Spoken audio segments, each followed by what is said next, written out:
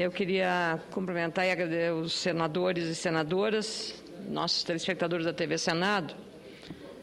Eu ocupo essa tribuna iniciando com uma palavra de desejo de pronta recuperação à saúde do nosso presidente, senador José Sarney, depois da sua internação em São Paulo, por conta de problemas cardiovasculares. Tenho certeza de que o senador José Sarney retornará aos trabalhos muito em breve, com a sua habitual liderança, para uma pauta cada vez mais importante e inadiável nesta Casa.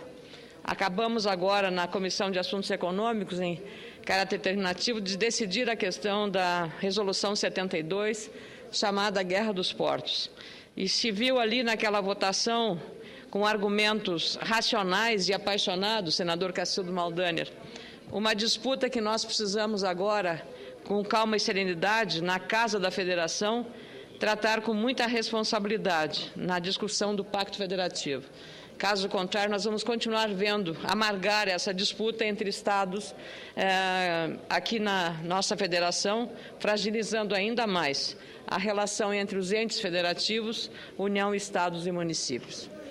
Mas, senhoras e senhores senadores, no último final de semana, visitei novamente o meu estado, andando pelas cidades de Marau, Erechim, Guaporé e na própria capital, Porto Alegre, participando de eventos com lideranças políticas da sociedade civil e empresários.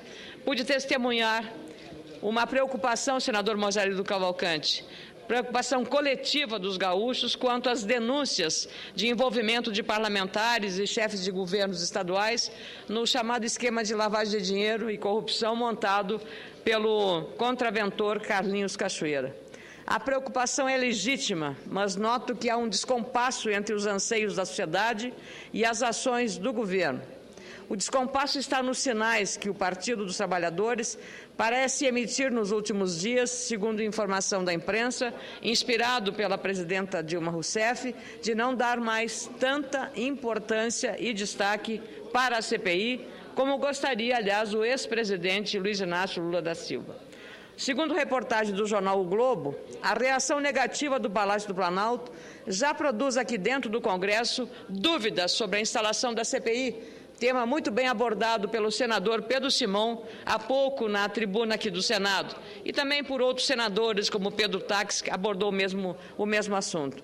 Nós estamos observando esta movimentação, mas tenho certeza que, no que depender de um bom grupo de senadores, nós vamos fazer valer o trabalho da Comissão Parlamentar de Inquérito. Particularmente, acredito que a CPI não tem e não deve ter volta. Essa Comissão Parlamentar Mista de Inquérito tem potencial para ser arrasadora e, por isso, deve ser realizada de forma muito responsável, como ocorreu em relação ao mensalão. Vejam, senhoras e senhores senadores, primeiro, houve uma positiva ação do Poder Executivo para que a CPI fosse instalada. Não precisou muita força política para que a folha de assinaturas quase fosse completada na semana passada. Agora, o Partido dos Trabalhadores alega a ausência do presidente do Senado, o senador José Sarney, para adiar a instalação dessa CPI. Tenho certeza que outros motivos mais o partido vai encontrar para adiar a investigação. Não há como aceitar esse comportamento. Das 27 assinaturas necessárias aqui nesta Casa, até ontem, 22 assinaturas coletadas, entre as quais a minha, eram de membros da base de apoio ao governo. Isto é salutar, isto é saudável e preserva a instituição. Os senadores e deputados terão 180 dias para investigar as denúncias de envolvimento de parlamentares nas ações do contraventor Carlinhos Cachoeira, Operação Vega e Operação Monte Carlo. Os indícios contra o senador Demóstenes Torres são muito fortes e, aos poucos, novas denúncias com envolvimento de empresas indicam que a rede de corrupção pode ser ainda maior. Senador Mozarildo Cavalcante, a quem concedo com muito prazer o à parte.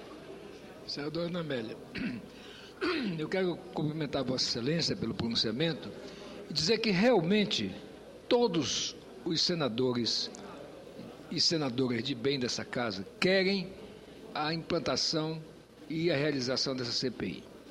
Primeiro, quero dizer que o bloco formado pelo PTB, o PSC e o PR, todos nós assinamos, os 13 senadores assinamos a CPMI. Eu não acredito que a presidente Dilma esteja fazendo qualquer tipo de trabalho para não implantar. Pode ser que outros setores do meio de campo possam estar fazendo, mas essa é uma CPI que é irreversível. Não só porque ela já está sendo objeto de investigação pelo Poder Judiciário, pela Polícia Federal e pela própria sociedade. Então, nós é que temos também, tanto quanto outros, o interesse de que essa questão seja passada a limpo, principalmente para que aqueles que têm alguma culpa no cartório possam ser beneficiados pelo medo daqueles que não queiram que a coisa avance. Então, eu quero dizer que estou com Vossa Excelência. Eu sou daqueles, aliás, fui vice-presidente da CPI dos bingos, que começou a detectar esse esquema, mas, infelizmente, a coisa não andou como nós gostaríamos. Mas agora é o momento de se aprofundar e acabar com essa questão. Muito obrigada, senador Mozarino. Nós não podemos aceitar que abafem a realização de mais essa CPI ou estaremos desmoralizando o trabalho exímio que o Ministério Público e a Polícia Federal vêm realizando na apuração dessas denúncias. Ao mesmo tempo, o Supremo Tribunal Federal parece que irá mesmo retomar o julgamento do mensalão. Com muita alegria, concedo a parte do senador Pedro Taques.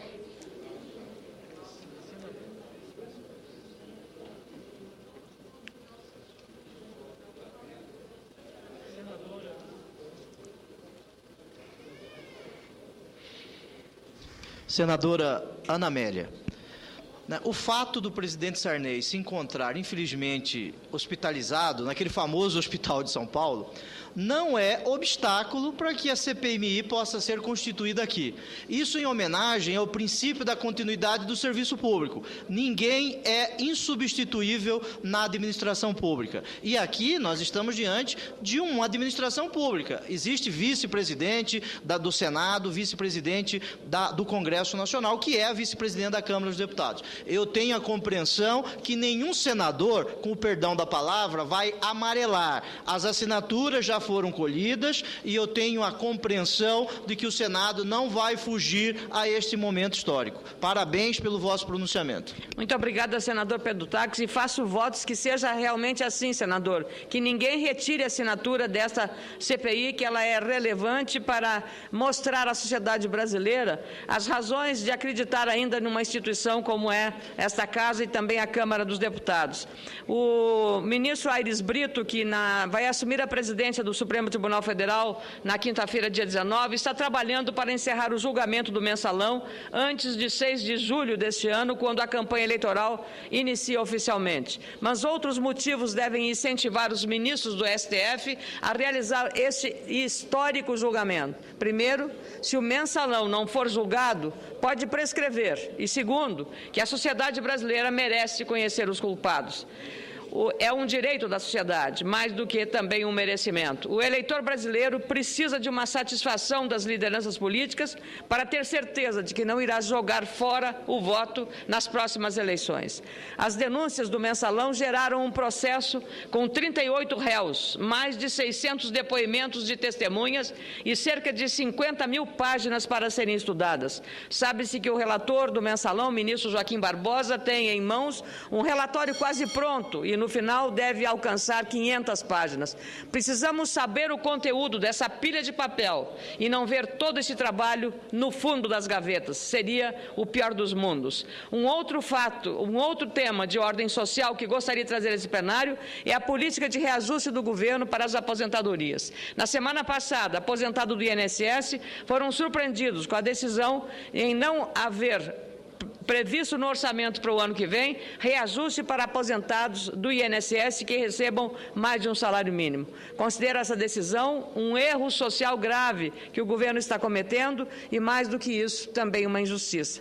Os aposentados que recebem mais de um salário mínimo estão sendo vítimas de uma política de reajuste equivocada. Nos últimos anos, a perda do poder aquisitivo dessa categoria tem sido enorme. O aposentado que começou recebendo o equivalente a 5 ou 6 salários mínimos, hoje decorridos 3 ou 4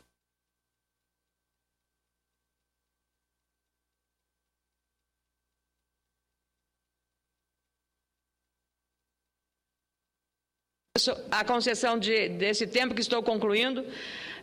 Nos últimos anos, a perda do poder aquisitivo dessa categoria, ou seja, os aposentados do INSS, tem sido enorme.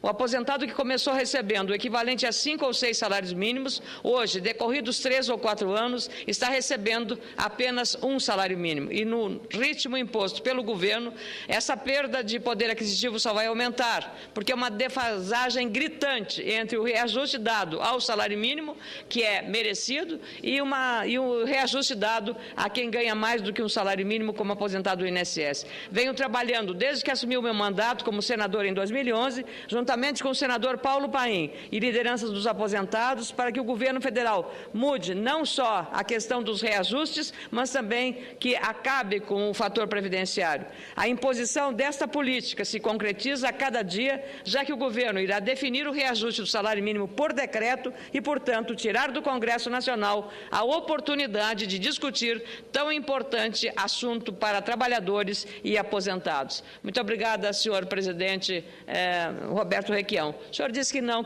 haverá essa medida. Eu queria uma explicação de Vossa Excelência. Não, eu acredito que há uma autorização para o governo federal fazer a correção do salário mínimo. Mas essa autorização não inibe... Só com a inflação, correção só a inflação. Mas não inibe o Congresso Federal de modificar o critério. Fico muito feliz com isso e quero contar com o seu apoio também. Há uma garantia de um certo automatismo. Agora, por outro lado, senadora, a sua razão é absoluta, porque o congelamento do salário mínimo é o encurtamento do mercado de consumo do Brasil. O salário mínimo devia ser corrigido sempre com a inflação, mais a produtividade da economia brasileira. Que foi o que nós fizemos no Paraná com o salário mínimo regional. Qual foi o resultado disso? Aumento do crescimento econômico. O Paraná cresceu 55,7% no período que eu fui governador e a média brasileira foi 27%. Com São Paulo, que é o motor da economia, crescendo 34% e Minas 32%.